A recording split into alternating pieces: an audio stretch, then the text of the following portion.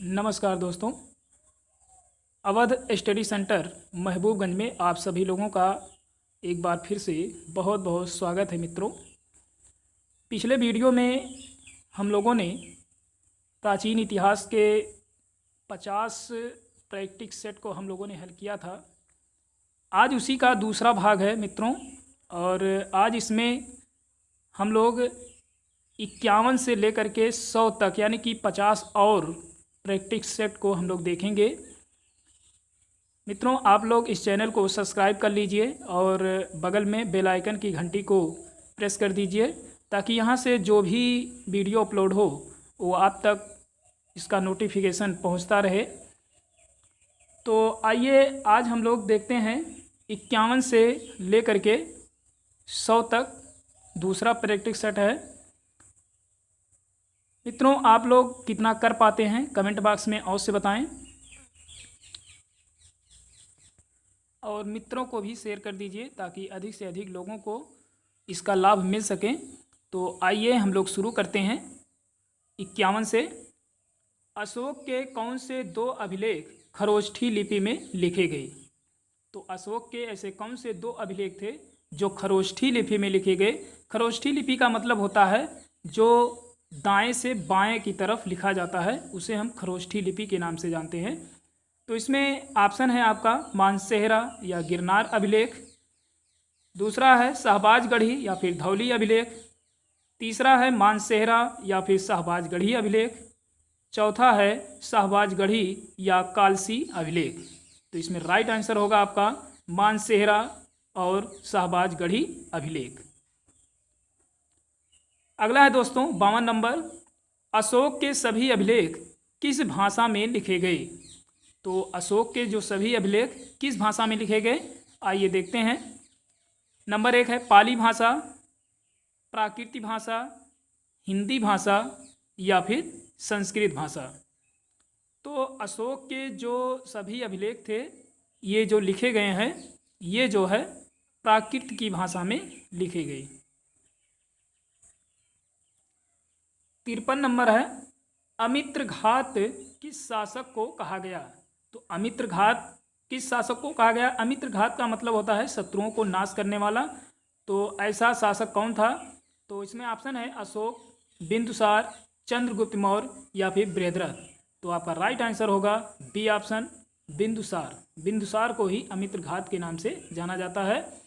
54 number है, नंद वंश का अंतिम सम्राट कौन था?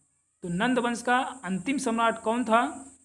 ऑप्शन है महानंदिन, फिर है भूतपाल, फिर है घनानंद या फिर राष्ट्रपाल। तो नंद वंश का अंतिम जो सम्राट था ये था घनानंद। तो सी ऑप्शन जो है एकदम राइट आंसर जाता है। 55 नंबर है, अशोक के सारनाथ स्थित स्तंभ शीर्ष में कितने पशुओं को लिया गया है? तो अशोक के सारनाथ स्थित जो स्तंभ शीर्ष है इसमें कितने पशु लिए गए हैं? तो ऑप्शन है 4, 3, 2 या फिर 1। तो आपका राइट आंसर ए जाता है, यानी कि 4 पशु लिए गए हैं। 56 नंबर है, निम्न में से अशोक के सारनाथ स्थित स्तंभ शीर्ष में कौन सा पशु नहीं लिया गया है? तो इसमें कौन सा पशु नहीं लिया गया है ये बात कर रहा है दोस्तों। तो इसमें पहला है आपका अश्व, दूसरा है बैल, सिंह या फिर गैंडा। तो इसमें नहीं लिया गया है, तो नहीं का मतलब है मतलब जो नहीं लिया गया है तो इसमें है गैंडा, यानी कि गैंडे को नहीं लिया गया है। इसके स्थान पे जो है हाथी को लिया गया है, यानी कि आपका घोड़ा है, बैल है, सिंह है और इसमें एक है हाथी। तो इसमें गैंडे को नहीं लिया गया है। अगला हम लोग देखेंगे 57 नंबर, निम्न में से कौन सी एक लिपि दाईं ओर से बाईं ओर लिखी जाती थी? तो उस समय जो है लिपियों का बहुत प्रचलन था, और इसमें पूछ रहा है कि कौन सी ऐसी एक लिपि थी जो दाईं ओर से बाईं ओर लिखी जाती थी। तो इसमें ऑप्शन है देवनागरी, ब्राह्मी, खरोष्ठी या फिर शारदा। तो आपका राइट आंसर जाता है खरोष्ठी लिपि। खरोष्ठी लिपि जो है ये दाईं से बाईं ओर लिखा जाता था। 58 नंबर है, सिकंदर के हमले के समय उत्तर भारत पर निम्न राजवंशों में किसी एक का शासन था। तो किसका शासन था इसकी बात कर रहा है।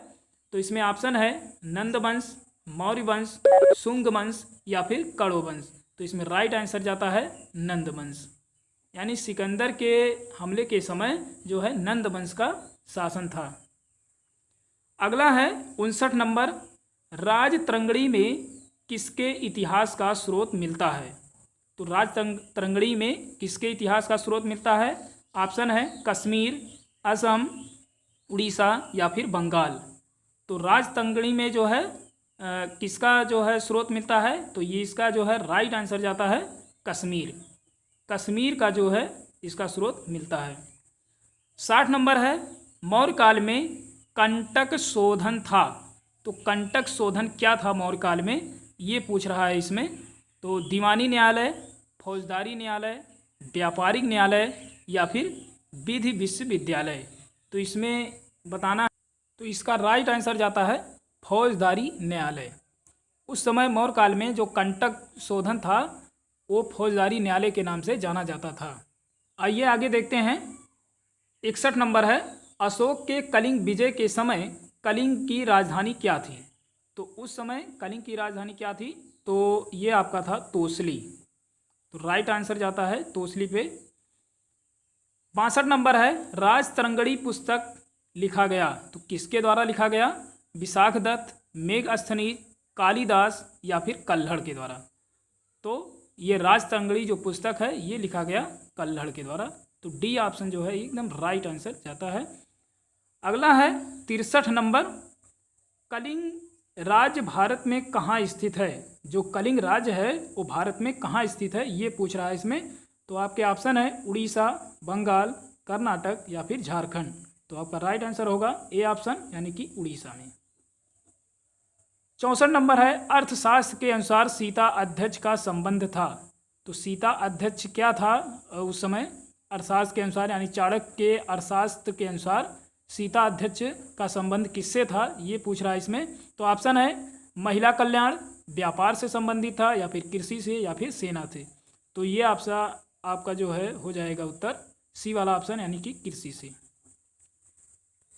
अगला है पेज नंबर 6, 65 है, राज्य रूपी रथ एक पहिए पर नहीं चल सकता किसने कहा था? यानी कि राज्य रूपी जो रथ है एक पहिए पर नहीं चल सकता, ये किसने कहा था? तो कौटिल्य ने, हेरोडोटस ने या फिर पाणिनि ने या फिर मनु ने। तो इसका राइट आंसर होगा ए ऑप्शन, यानी कि कौटिल्य ने कहा था। 66 नंबर है, किसने कहा था कि चंद्रगुप्त ने 6 लाख सैनिकों की सेना लेकर संपूर्ण भारत को रौंद डाला? तो आपके ऑप्शन है टालमी, प्लूटार्क, प्लिनी या फिर हेरोडोटस। तो आपका राइट आंसर जाता है प्लूटार्क ने कहा था, यानी बी ऑप्शन सही हो जाता है। 67 नंबर है, मौर्यकालीन पश्चिमी सीमा थी। तो मौर्यकालीन पश्चिमी सीमा क्या थी? मौर्यकाल के अंतर्गत जो पश्चिमी सीमा लगती थी वो कौन सी थी ये पूछ रहा है इसमें। तो ऑप्शन है पंजाब तक, रावी नदी तक, अफगानिस्तान तक या फिर सिंधु नदी तक। तो इसमें जो राइट आंसर आपका जाता है ये था अफगानिस्तान तक।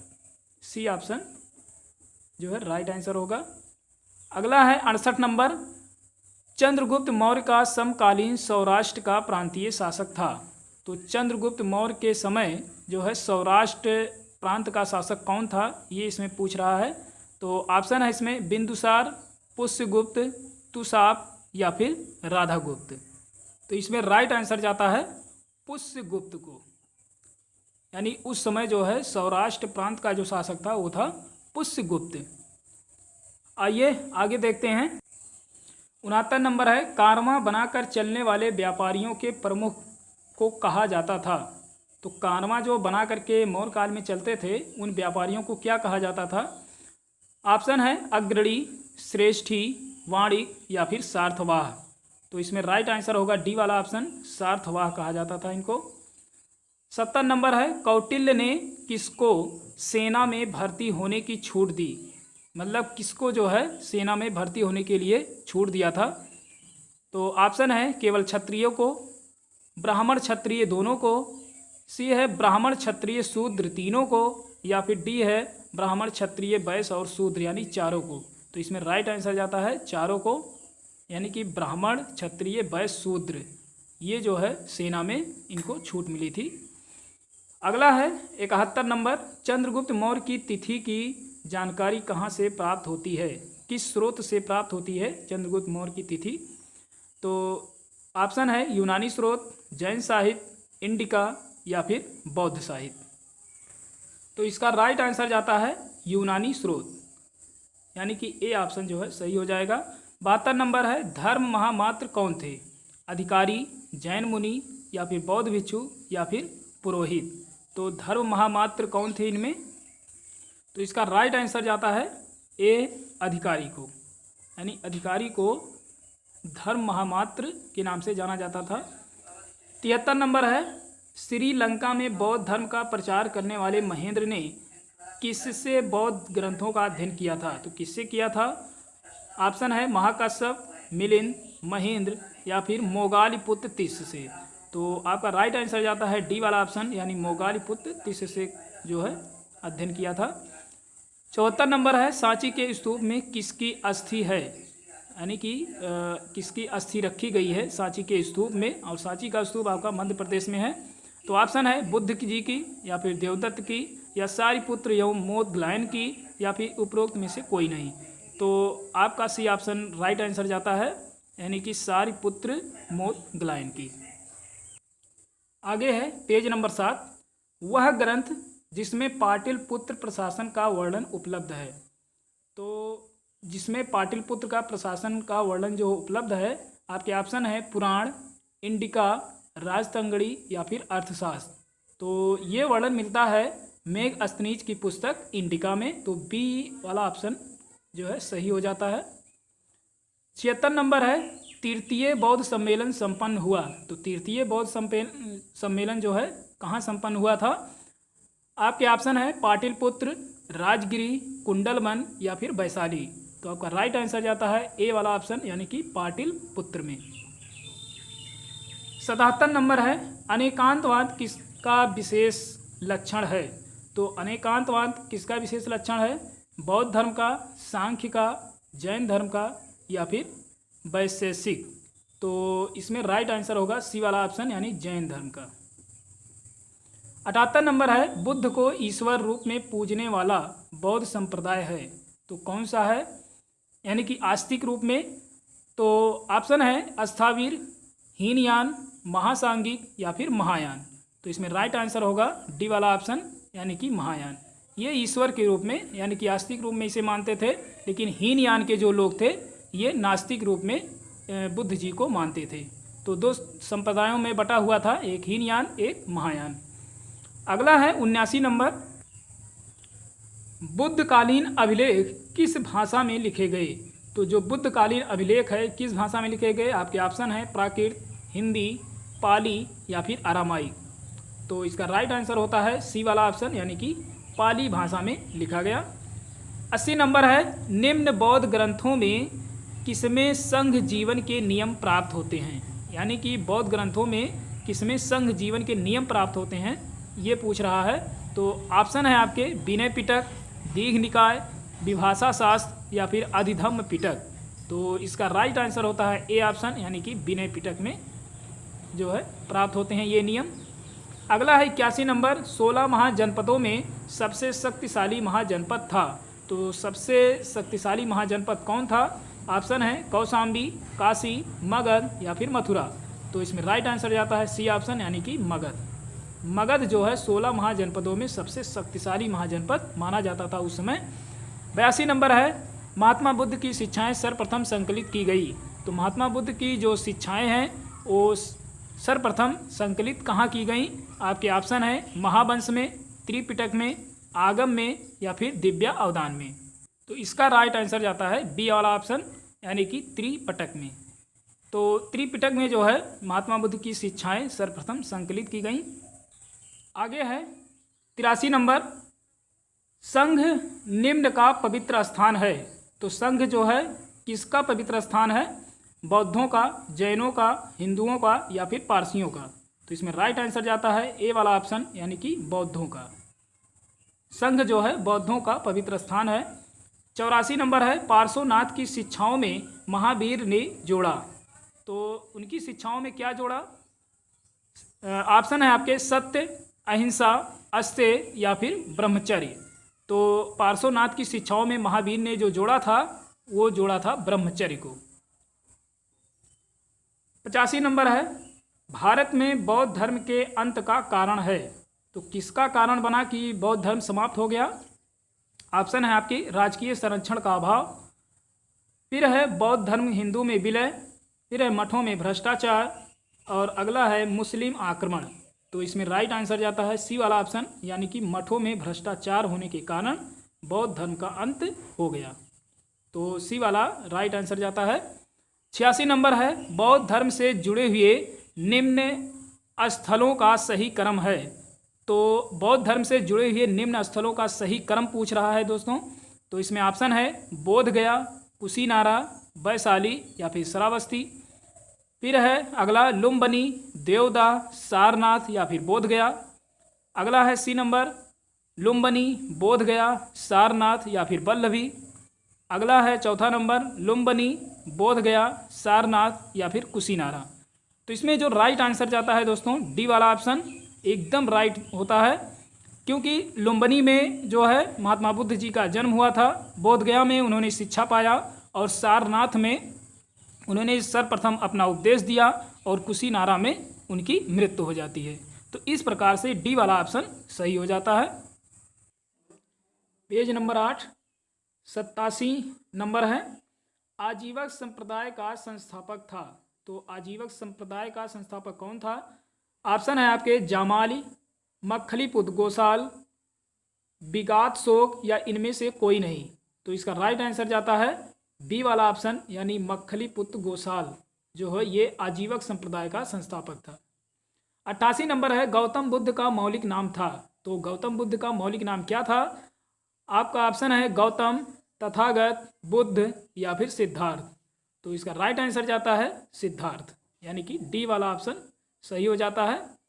जबकि महावीर स्वामी जी के बचपन का नाम सिद्धार्थ था और यहाँ गौतम बुद्ध जी का जो है मौलिक नाम जो है सिद्धार्थ है। सॉरी, ये सिद्धार्थ जो है महावीर स्वामी जी के पिताजी का नाम था और गौतम बुद्ध जी के पिता का नाम शुद्धोधन होता है। तो एक बार फिर से इसको देख लीजिए, गौतम बुद्ध का मौलिक नाम था। तो ऑप्शन है आपके गौतम, तथागत, बुद्ध, सिद्धार्थ। तो गौतम बुद्ध का जो मौलिक नाम होता है ये सिद्धार्थ होता है, यानी बचपन का नाम सिद्धार्थ है, लेकिन महावीर स्वामी जी के पिता का नाम जो है सिद्धार्थ था। आगे है 89 नंबर, बौद्ध संघ में स्त्रियों के प्रवेश की अनुमति बुद्ध द्वारा कहाँ पर दी गई? तो बौद्ध संघ में स्त्रियों के प्रवेश की अनुमति बुद्ध द्वारा कहाँ पर दी गई? तो वैशाली में, सारनाथ में या फिर श्रावस्ती या फिर राजगिरी। तो इसका राइट आंसर जाता है ए वाला ऑप्शन, यानी वैशाली। अगला है 90 नंबर, अधिधम्म ग्रंथ कथावस्तु की रचना की। तो किसने किया था अधिधम्म ग्रंथ कथावस्तु की रचना? ऑप्शन है महाकश्यप, महीन, मिलिंद या फिर मोगालिपुत्र तिस्य। तो इसका राइट आंसर जाता है डी वाला ऑप्शन, यानी मोगालिपुत्र तिस्य ने। आइए आगे देखते हैं 91 नंबर। 91 नंबर है, जिस ग्रंथ में तीर्थंकर के जीवन चरित्र का वर्णन है उसका नाम है। तो ऑप्शन है भगवती सूत्र, आदि पुराण, मिलिंद पांडव या फिर उदास गदासाओ। तो इसका राइट आंसर होता है भगवती सूत्र में। तो ए वाला ऑप्शन राइट आंसर होगा कि जो है तीर्थंकरों के जीवन का चरित्र वर्णन जो है भगवती सूत्र में ही मिलता है। 92 नंबर है, भारत का सबसे बड़ा बौद्ध मठ कहाँ है? तो भारत का सबसे बड़ा बौद्ध मठ जो है ये आपके ऑप्शन है अरुणाचल, कर्नाटक, सिक्किम या फिर उड़ीसा। तो राइट आंसर होता है इसका सिक्किम में। 93 नंबर है, बौद्धों की अधिकतम जनसंख्या किस राज्य में है? तो बौद्धों की अधिकतम जो जनसंख्या है आपके ऑप्शन है उड़ीसा, महाराष्ट्र, कोलकाता या फिर श्रवण बेलगोला। तो आपका राइट आंसर होता है बी वाला, यानी महाराष्ट्र में सबसे अधिक है। बी वाला ऑप्शन सही होता है। 94 नंबर है, जैनों की अधिकतम जनसंख्या किस राज्य में है? तो आपके ऑप्शन है महाराष्ट्र, गुजरात, उत्तर प्रदेश या फिर मध्य प्रदेश। तो इसका भी राइट आंसर ए वाला हो जाएगा, यानी महाराष्ट्र में ही जो है जैनों की अधिकतम जनसंख्या पाई जाती है। जैन और बौद्ध दोनों जो है महाराष्ट्र में सबसे अधिक हैं। अगला है जो है 95 नंबर, 95 नंबर है, जैन आगम किस भाषा में लिखे गए? तो जैन आगम किस भाषा में लिखे गए? पाली भाषा, प्राकृत भाषा, या फिर मागधी, या फिर अवधी। तो जैन आगम की बात कर रहा है दोस्तों, तो यहाँ आपका जो राइट आंसर होगा ये मागधी भाषा। मागधी भाषा में जैन आगम जो है लिखे गए। अगला है 96 नंबर, मत्तमयूर कौन थे? तो मत्तमयूर कौन थे? ऑप्शन है आपके भागवत धर्म के अनुयायी, या फिर शैव धर्म के अनुयायी, या फिर जैन अनुयायी, या फिर कठोर। तो आपका इसमें राइट आंसर होता है जो है मत्तमयूर शैव धर्म के अनुयायी थे, यानी बी वाला ऑप्शन सही हो जाता है। अगला है 97 नंबर, जैनों के मूल आगम में थे। तो मूल आगम में कितने अंग थे ये पूछ रहा है इसमें। तो ऑप्शन है 6 अंग, 8 अंग, 10 अंग, या फिर 12 अंग। तो आपका राइट आंसर होगा डी वाला ऑप्शन, यानी 12 अंग थे। 98 नंबर है, श्वेतांबर और दिगंबर किस धर्म से हैं? तो ऑप्शन है बौद्ध धर्म, जैन धर्म, शैव धर्म, या फिर मौर्य। तो ये जो है श्वेतांबर और दिगंबर जो है जुड़े हैं जैन धर्म से। ये दो संप्रदाय है जैन धर्म के, श्वेतांबर और दिगंबर। जैसे बौद्ध धर्म के हैं दो संप्रदाय, हीनयान और महायान, वैसे ही जैन धर्म के हैं श्वेतांबर और दिगंबर, दो संप्रदाय हैं। अगला है 99 नंबर, आइए देख लेते हैं दोस्तों। इसमें पूछ रहा है कि गांधार कला में बुद्ध को प्रतिबिंबित किया। तो प्रतिबिंबित जो है गांधार कला में किस शैली ने किया था ये पूछ रहा है इसमें। ऑप्शन है आपके द्रविड़ शैली, ग्रीक रोमन शैली, पार्सियन शैली, या फिर आर शैली। तो इसका राइट आंसर होगा बी वाला ऑप्शन, यानी कि ग्रीक रोमन शैली।